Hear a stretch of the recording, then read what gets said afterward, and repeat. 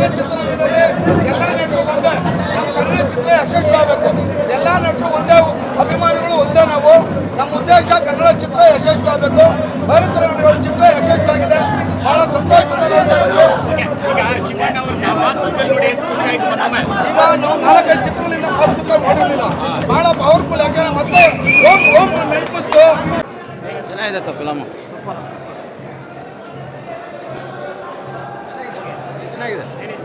ಚೆನ್ನಾಗಿದೆ ಚೆನ್ನಾಗಿದೆ ಚೆನ್ನಾಗಿದೆ. Good movie. ಅದ್ಭುತವಾಗಿದೆ ಸರ್. ತುಂಬ ಚೆನ್ನಾಗಿದೆ.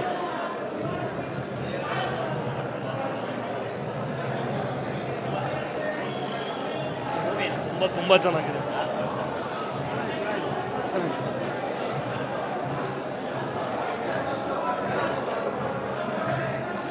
ಶಿವಣ್ಣ 64 ವಯಸ್ಸಾದ್ರು ಅತ್ಯಂತ ಯುವಕ, ಚಿರ ಯುವಕ, ಅಪ್ಪಾಜಿ ತರ. ಜೈ ದೊಡ್ಡ ಮನೆ.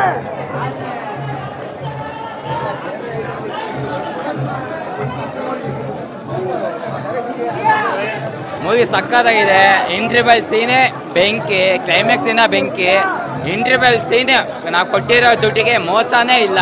ಆದರೆ ಮೂವಿ ಮಾತ್ರ ಅಲ್ಟಿ ಚಿಂದಿ ಮಾತ್ರ ಸಕ್ಕತ್ತಾಗಿದೆ ಮೂವಿ.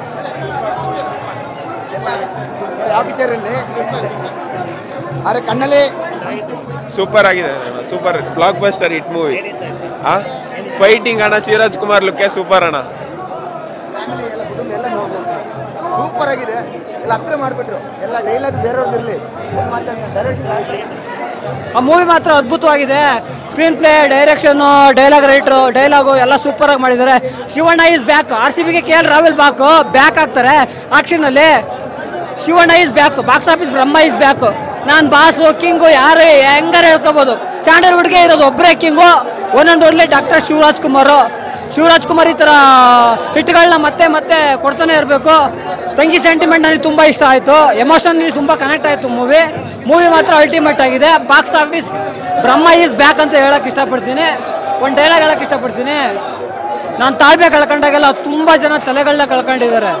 ಅದು ಪ್ರೂವ್ ಆಯಿತು. ಇಂಟರ್ವೆಲ್ ಹಿಂದೆ ಡೈಲಾಗ್ ಬಂದಿತ್ತು. ಇಂಟರ್ವೆಲ್ ಆದಮೇಲೆ ಸೆಕೆಂಡ್ ಹಾಫಲ್ಲಿ ಪ್ರೂವ್ ಆಯಿತು.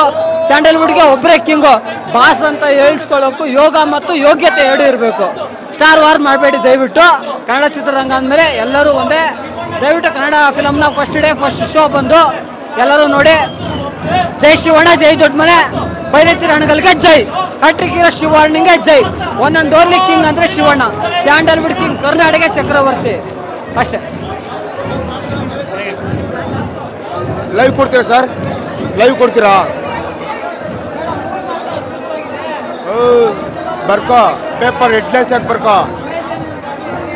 ಬರೀ ರೋಣಕ್ಪುರ ಮಾತ್ರ ಅಲ್ಲ, ಇಡೀ ಕರ್ನಾಟಕದಲ್ಲಿ ಇನ್ಯಾವುದೇ ಕಾರಣಕ್ಕೂ ಸರ್ವೆ ಕಲ್ಲಿರಬಾರ್ದು.